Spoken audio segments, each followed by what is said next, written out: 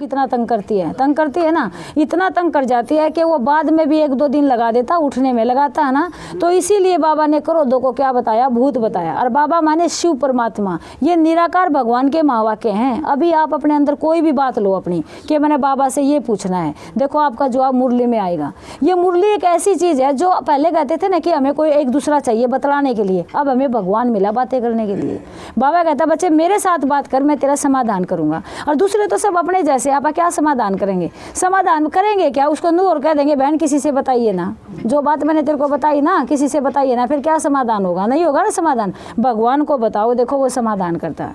कितने सुंदर भगवान के महावाक्य हैं। हम ये चाहते हैं कि हम सब एक पिता की संतान हैं, तो जो सुख और जो प्राप्ति हमें मिली है हम सोचते हैं वो सबको मिले, भगवान सबको दे। कहते हैं ना आप भगवान सबको दे, ऐसा कहने में भी बहुत बड़ी सेवा होती है।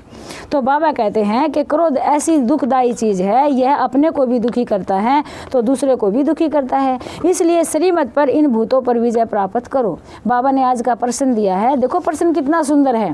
बाप कहते हैं कलप कलप का दाग किन बच्चों पर लगता है उनकी गति क्या होती है। जैसे आप अपने घर के बच्चों ने सोचते हैं भाई कुल कलंकित नहीं बनना, घर में अच्छे बातों में रहना, अच्छे कर्म करना, ताकि हमारे कुल का पिता का नाम जो है ऊंचा हो, कोई भी ऐसा काम नहीं करना। तो उत्तर है जो अपने को बहुत होशियार समझते हैं, श्रीमत पर पूरा नहीं चलते, अंदर कोई न कोई विकार गुप्त व प्रत्यक्ष रूप में है, उसे निकालते नहीं हैं, माया घेराव करती रहती है, ऐसे बच्चों पर कलप कलप का दाग लग जाता है, उन्हें फिर अंत में बहुत पछताना पड़ेगा। देखो ये सच्चाई है, जब आत्मा शरीर छोड़ के जाती है ना, उसको सारे साक्षात्कार कराता है परमात्मा कि देख तू ये कर्म करके आया है और तू भगवान का बन के भी ये कर्म किए तो तेरा क्या होगा। फिर वो आत्मा बहुत पछताती है कि मुझे अब माफ़ कर दे, मैं कभी भी ऐसे बुरे कर्म नहीं करूँगा। और उस बातों को ना कोई मना नहीं कर सकता। जैसे ही बाबा सारे बैठे हैं तो कोई भी बात आई है और हम उस बात को नहीं कर रहे, बाबा कहता भाई तूने करी नहीं, तेरे पास मैसेज तो आया था,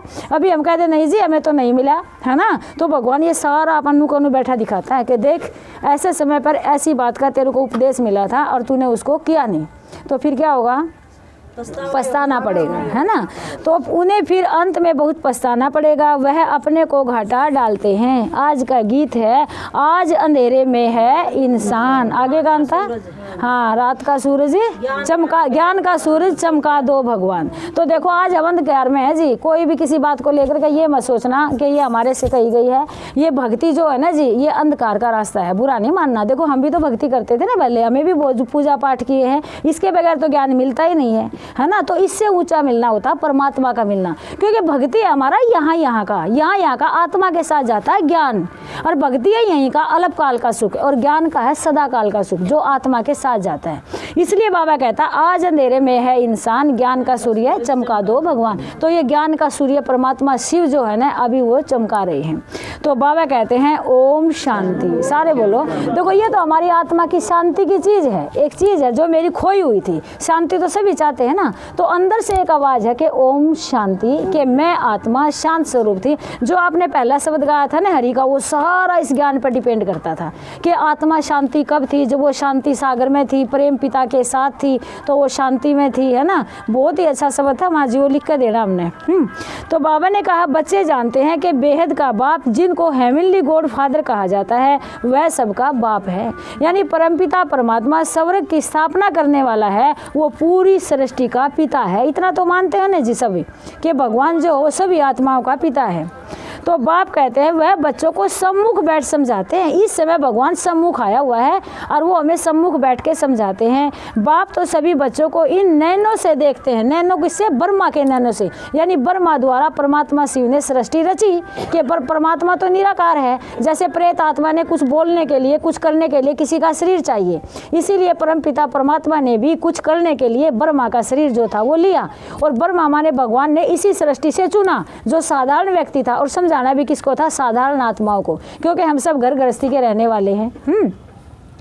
तो बाप कहते हैं कि मैं इन आंखों से देखता हूँ, बाप जानते हैं परम धाम से बच्चों के पास आया हूँ। देखो भगवान कहाँ से आए हैं, परम धाम से, और हम बच्चों से मिलने के लिए आए हुए हैं।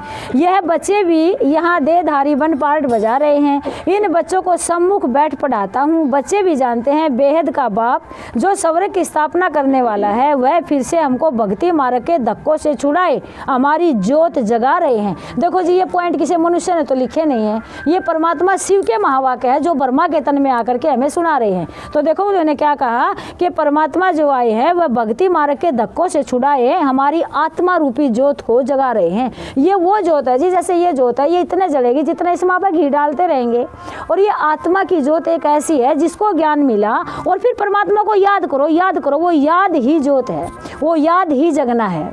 बस ये ज्ञान उसमें घी डाला जाता है कि हमें परमात्मा की प्राप्ति हुई, उससे हमारा कनेक्शन जुड़ा, तो हमारी आत्मा रूपी ज्योत जो थी वो जाग गई। अभी बाबा कहते हैं सभी सेंटर्स के बच्चे समझते हैं कि अब हम ईश्वरीय कुल के व ब्राह्मण कुल के हैं। देखो ब्रह्मा की औलाद सो सच्चे सच्चे ब्राह्मण, सारा बाबा ने भेदभाव सब खत्म कर दिया कि हम सब कौन है, सच्चे सच्चे ब्राह्मण। ये वो ब्राह्मण है जी जिसका गायन था कि एक किसकी बोलते थे कि एक गाय की हत्या 100 ब्राह्मणों के बराबर है। देख लो, तो ऐसा काम था। ये वो ज्ञान है, ये उस ब्राह्मण की महिमा है। तो कि अब हम ईश्वरीय कुल के व ब्राह्मण कुल के हैं। सृष्टि रचता कहा जाता है परम पिता परमात्मा को। सृष्टि कैसे रची जाती है वह बाप बैठ समझाते हैं। अब सुनो सृष्टि कैसे रची जाती है। बाबा कहते हैं बच्चे जानते हैं कि माता पिता बगैर कभी मनुष्य सृष्टि रची नहीं जाती जी। मानोगे ना आप, जैसे गृहस्थी की पापड़ा कैसे शुरुआत हुई, माता पिता से हुई, इसीलिए पूरी सृष्टि की रचना कैसे होती है, परम पिता परमात्मा से। तो माता पिता बगैर सृष्टि की रचना हो नहीं सकती। ऐसे नहीं कहेंगे कि पिता द्वारा सृष्टि रची जाती है, नहीं, गाया भी जाता है तुम माता पिता हम बालक तेरे, तुम्हारी कृपा से सुख गनेरे। कि परम पिता परमात्मा से हम सारे संबंध जोड़ सकते हैं, माँ का भी, पिता का भी, भाई का भी, बहन का भी।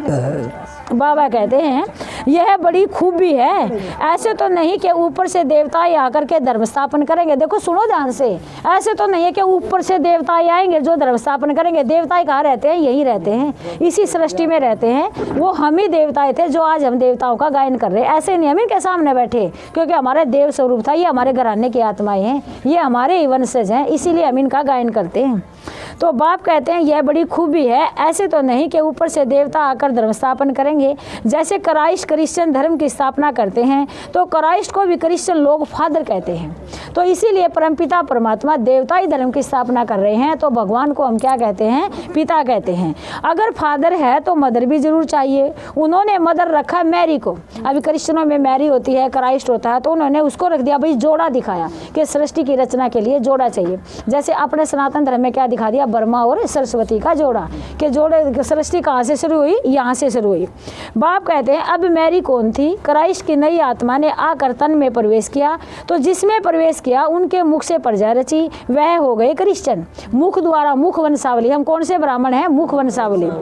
तो बाप कहते हैं समझाया गया है कि नई आत्मा जो ऊपर से आती है उनका ऐसा कोई कर्म नहीं है जो दुख भोगे। पवित्र आत्मा आती है, जैसे परमपिता परमात्मा कभी दुख नहीं भोग सकता। दुख अथवा गाली आदि सब इस साकार को देते हैं। भाई परमात्मा जिसके तन में आया, ब्रह्मा के तन में आया, तो उसको गाली मिली। और ब्रह्मा का रूप किसका रूप है पता है, ब्रह्मा क्या बनेगा, नई सृष्टि में जन्म लेके श्री कृष्ण बनेगा। जो ब्रह्मा जन्म लेगा नई दुनिया में वो श्री कृष्ण का रूप कहलाएगा। श्री कृष्ण को बोलते हैं ना बैकुंठवासी, बैकुंठ का प्रिंस या प्रिंस, यानी सतयुग। श्री कृष्ण क्या है, बैकुंठ की पहली आत्मा है। जब सतयुग स्थापन होएगा, हाँ ऐसे बोलते हैं ना, ब्रह्मा सो विष्णु, विष्णु सो ब्रह्मा। तो विष्णु कौन होता है, श्री कृष्ण ही विष्णु बनता है। पता है ना जितना, तो आपके भक्ति मार्ग में भी यही बातें। तो बाबा